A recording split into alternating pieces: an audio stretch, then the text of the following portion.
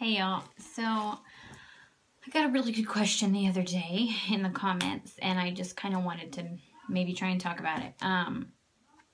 The question was, how did we feel when all this, just over the process of all this?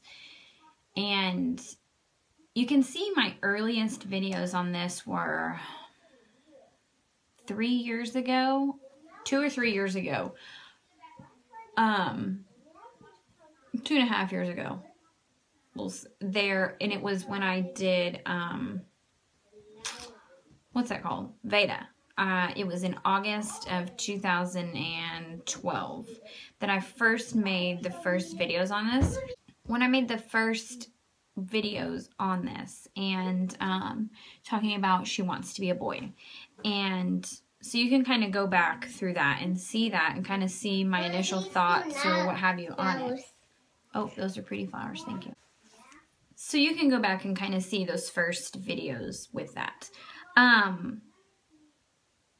But I've always been sort of like, not sort of, but I've always been supportive. I didn't always know that it was, the label transgender, but I always was open to whatever.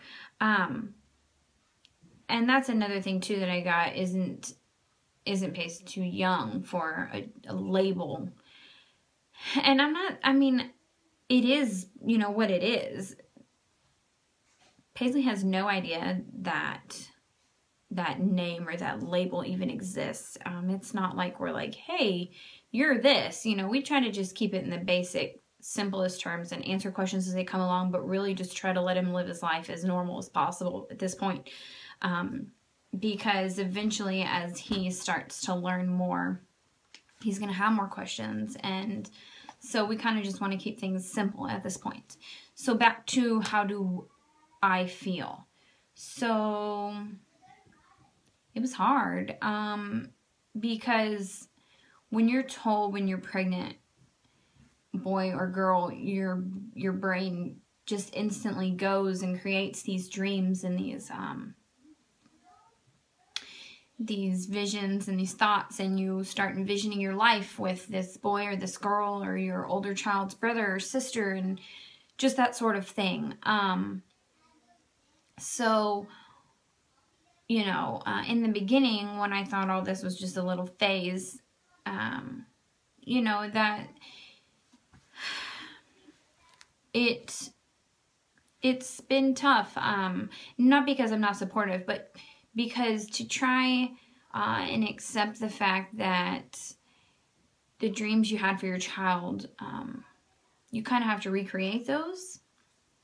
So I'm not saying they don't exist or that, my child won't be happy one day or whatever. But to kind of try and reinvent all those dreams is tough, especially, I don't know, it's hard. Everybody has their own journey. Everybody's transition is different. Everybody's family life is different. Everybody's support circle is different. Everything is different for every person. So I can only speak for myself and my feelings. I've cried, and again, not out of unsupportive tears like anger. So my tears have been more from a place of just kind of mentally preparing myself for this journey and for the roadblocks I know that we'll encounter and for the speed bumps, kind of just trying to mentally get my mind right. I've always had an open mind to just tons of different... Oh, look, it's wobbly one. Is it really good? Mm-hmm. One.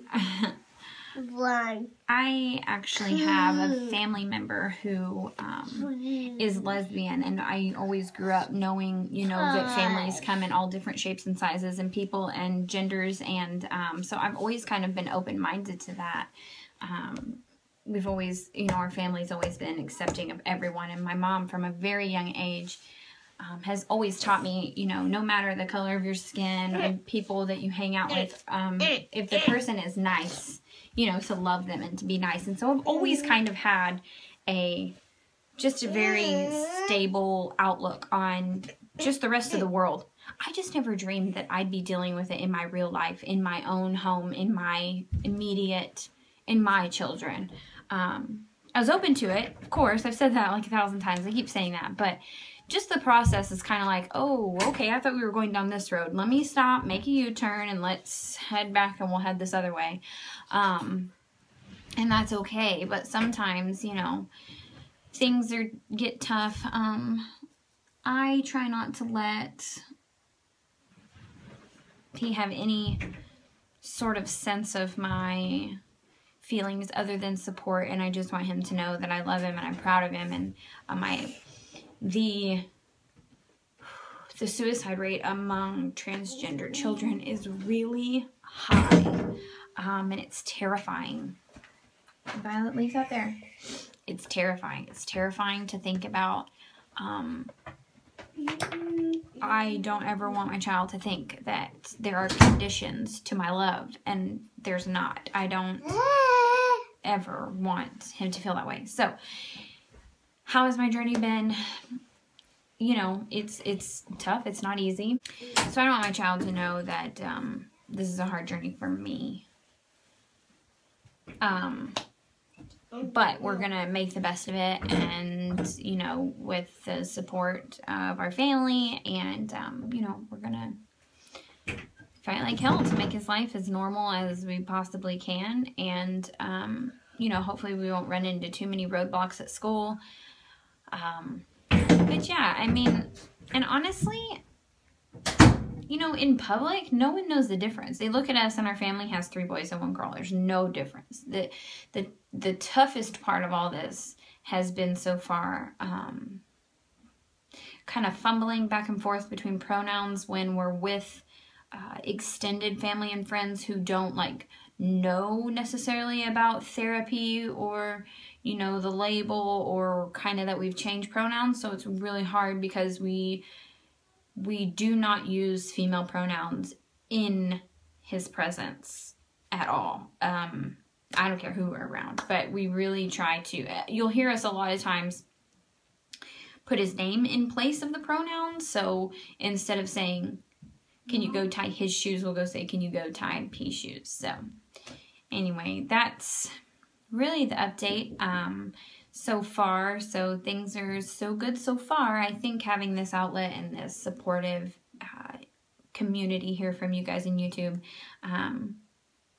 you know, will kind of help us through. So anyways, we'll talk to you later. Bye.